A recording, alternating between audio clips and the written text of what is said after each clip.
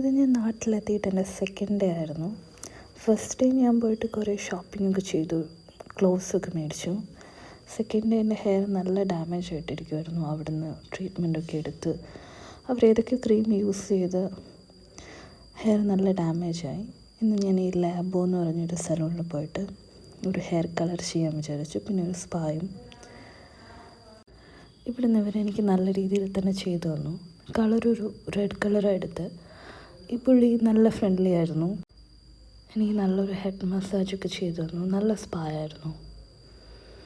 കുറേ ടൈം എടുത്തു, because already എൻ്റെ ഹെയർ നല്ല ഡാമേജ് ആയിരുന്നു. പിന്നെ ട്രീറ്റ്മെൻറ്റൊക്കെ എടുത്തുകൊണ്ട് അങ്ങനെ കുറേ ഒരു നീണ്ട പരിശ്രമത്തിന് ശേഷം എൻ്റെ കളറിങ് ചെയ്തു. ഇതാണ് എൻ്റെ ഒരു ഫൈനൽ ലുക്ക്. എൻ്റെ ഡ്രൈ ചെയ്തതിന് ശേഷം അത് കളറ് മര്യാദയ്ക്ക് അറിയാൻ പറ്റുള്ളൂ. ഞാൻ വലിയ രീതിയിൽ ഹൈലൈറ്റ് ചെയ്തില്ല. പിന്നെ ഈ പുള്ളി ഭയങ്കര ഫ്രണ്ട്ലി ആയിരുന്നു. എനിക്കറിയാവുന്ന ഹിന്ദിയിലൊക്കെ ഞാൻ കമ്മ്യൂണിക്കേറ്റ് ചെയ്തു.